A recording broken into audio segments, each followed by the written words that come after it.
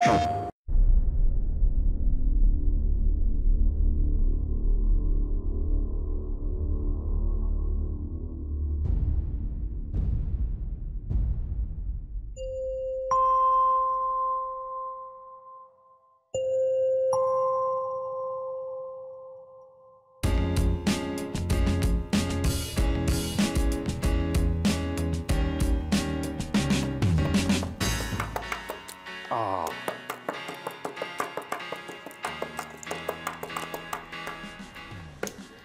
We don't want to be just a factory game studio.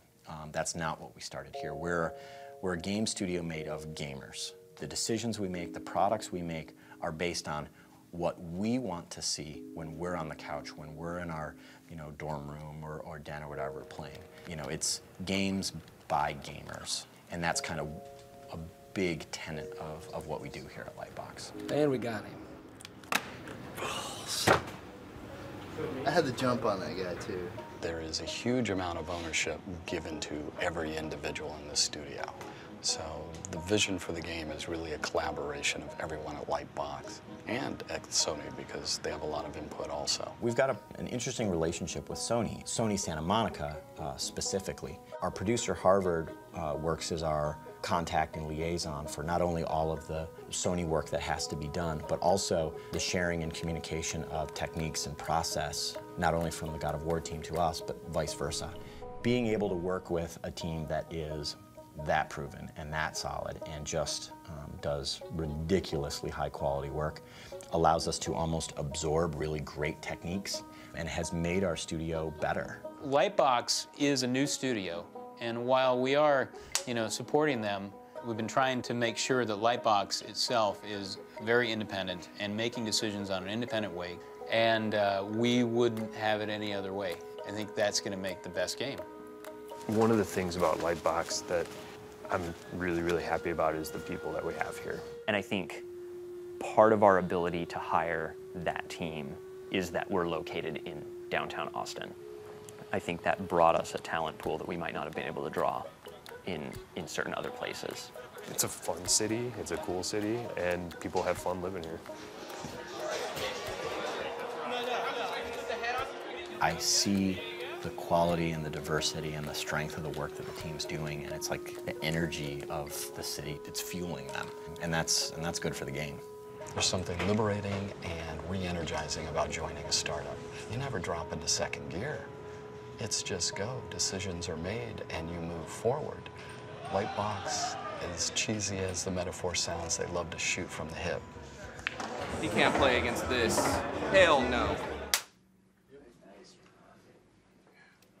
Does he get graded on the sound of his snaps? Starhawk is the spiritual successor to Warhawk. It was a really successful multiplayer-only game. We wanted to change things up a bit. It has a single-player campaign. That's where our character Emmett Graves comes in. He and his brother, a family operation, had a rift claim out in a distant planet. As is unfortunate and common in the frontier, an outcast warband rolled in and destroyed their extractor, and the rig exploded. As what happens with exposure to rift energy, both brothers were directly exposed. It's incredibly painful for Emmett. And now he bears the mark, the brand of an outcast warrior. And he became outcast himself. And so Emmett ended up being almost like a hired gun, like a gunslinger. So we have a Wild West situation happening out on the fringes of space. So we put those things together and we say, we feel like we're in a good position as a team and in terms of where the market for shooters is at right now, for us to do a game that's not super linear, that gives the player more empowerment to approach situations the way that he wants to approach them. The build and battle system is one part of doing that. The thinking behind build and battle is, in any shooter, you would go to your inventory and pull out a weapon, a pistol, a rifle, a rocket. Each one of those weapons has a specific role in the battlefield, and the player is required to make moment-to-moment decisions as to which weapon to use. Build and battle takes that one step further.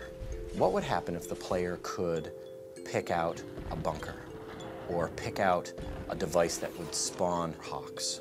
That's where we started to come in with these drops, right? These are enormous building drops, and what happens is they have huge cargo crates up in space that they can literally drop on a single spot on the ground, and you can see these buildings. and you have a structure that was built in real time, not turn-based or anything like that. And then boom, there it is. Running around, shooting, but being able to build things while you're doing all this is really dynamic, and it makes for a very exciting experience.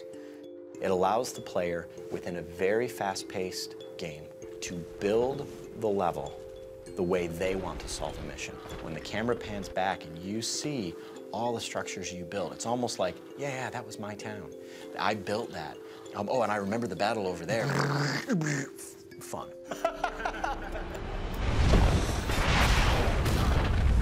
The Warhawk fans are the heart and soul, and I want to provide them with the ammunition of argument. So when they get their buddies that go pick up some other shooter or something like that, I want them to be able to go like, yeah, but can you do this? And have you tried that? And really give them the opportunity to be proud of the game they're playing and want to show it off to their friends just because it's freaking cool. And I think that's what we're trying to create from a community standpoint, is that kind of pride of ownership, in a sense. The work that's been done in the past year, it kind of blows my mind. Like, it's such a great, I don't know, I'm kind of belaboring the point in a very inarticulate way. It's pretty rad. I'm really proud of our team. I'm taking this one. He's not taking Well, you just touched them all. Okay. Fantastic. We don't actually work that way.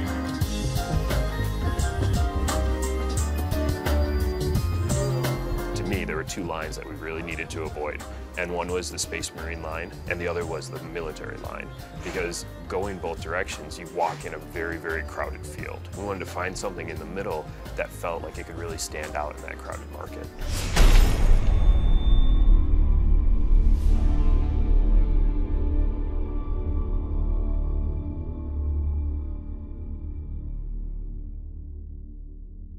PlayStation